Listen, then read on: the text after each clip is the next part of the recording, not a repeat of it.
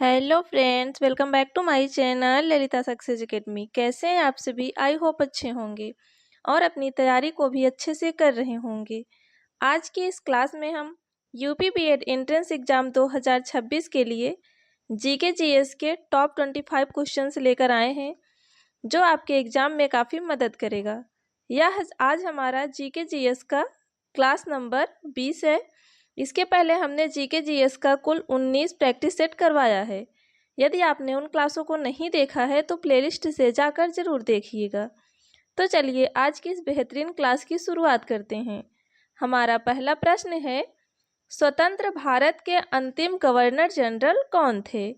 Mountbatten, सी राजगोपालाचारी, सरदार वल्लभ भाई पटेल या फिर जवाहरलाल नेहरू? तो स्वतंत्र भारत के अंतिम गवर्नर जनरल सी राजगोपालाचारी थे। इसका राइट आंसर होगा ऑप्शन बी।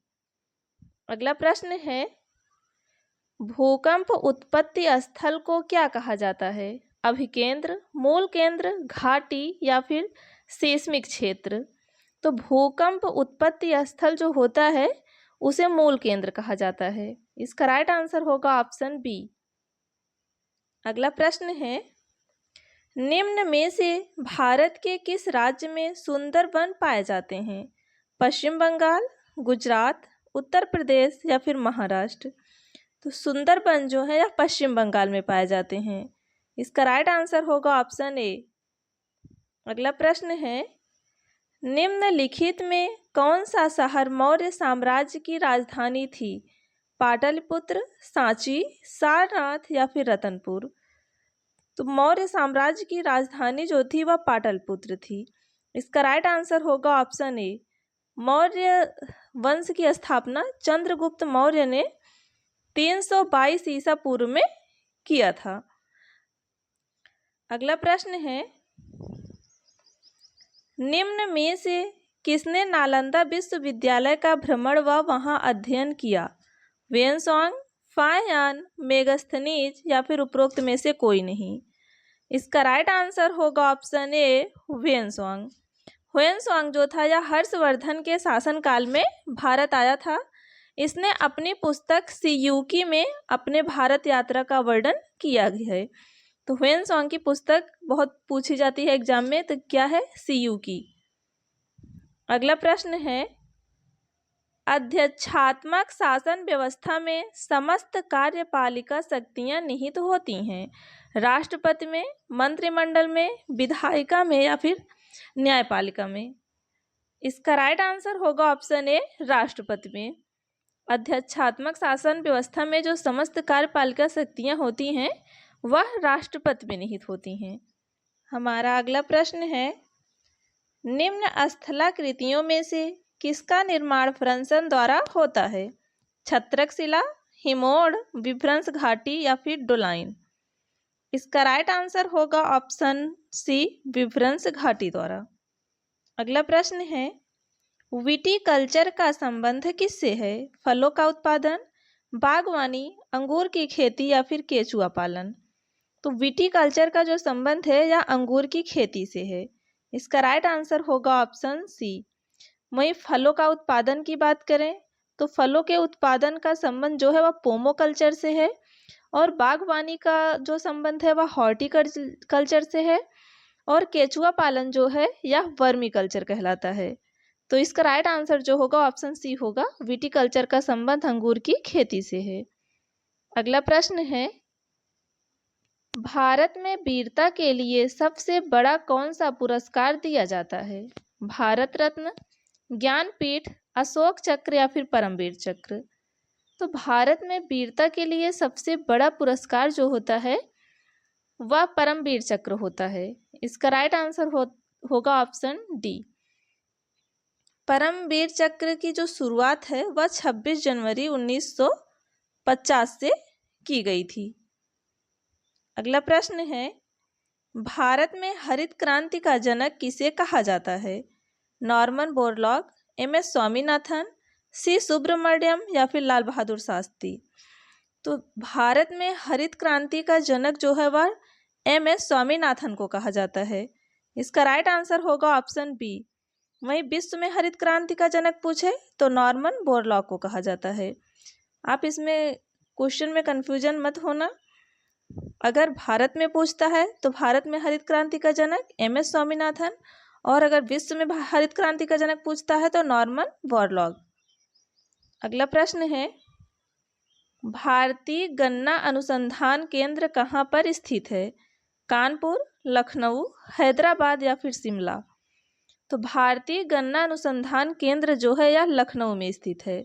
इसका राइट आंसर होगा ऑप्शन बी। अगला प्रश्न है, निम्नलिखित में से कौन सी शब्दावली कंप्यूटर से संबंधित है? ब्रिटल स्टार, कॉसर्स, रोम या फिर उपरोक्त तीनों? इसका राइट आंसर होगा ऑप्शन सी, रोम। रोम का फुल फॉर्म होता है रीड ओनली मेमोरी। इसमें सभी सूचनाएं अस्थायी रूप से एकत्रित होती हैं।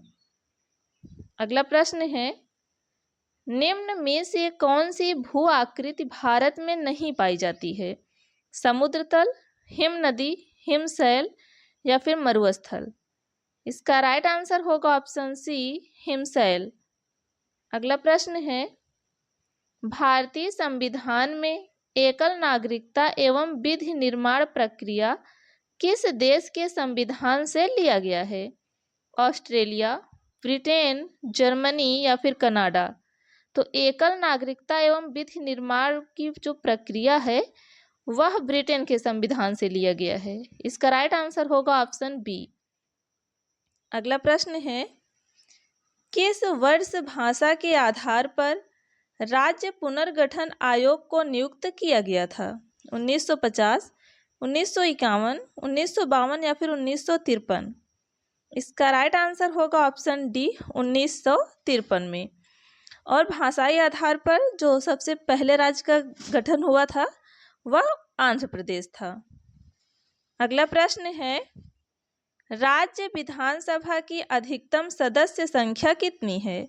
400, 500, 450 या फिर 550? तो राज्य विधानसभा की अधिकतम सदस्य संख्या 500 है। इसका राइट आंसर होगा ऑप्शन बी।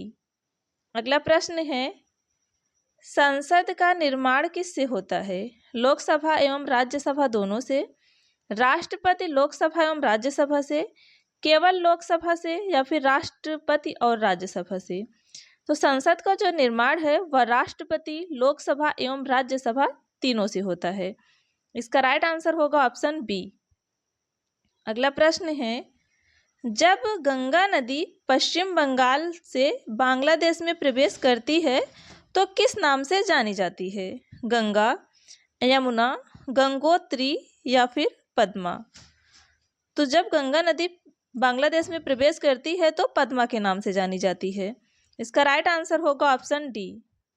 अगला प्रश्न है, भारत की स्वतंत्रता के समय भारतीय राष्ट्रीय कांग्रेस के अध्यक्ष कौन थे? JB कृपलानी, अब्दुल कलाम आजाद, सुभाष चंद्र बोस या फिर जवाहरलाल नेहरू? इसका राइट आंसर होगा option A, JB Kripalani. Bharat की स्वतंत्रता के समय भारतीय राष्ट्रीय कांग्रेस के अध्यक्ष जो थे वह JB कृपलानी थे। अगला प्रश्न है, संवाद कौमुदी किसकी रचना है? ईश्वरचंद विद्यासागर, राजा राम मोहन राय, सुरेंद्र नाथ बनर्जी या फिर गोपाल कृष्ण गोखले? तो जो संवाद कौमुदी है यह राजा राम मोहन की रचना है। इसका राइट आंसर होगा ऑप्शन बी। अगला प्रश्न है, निम्नलिखित में किस राज्य में उर्वरक की खपत सर्वाधिक होती है?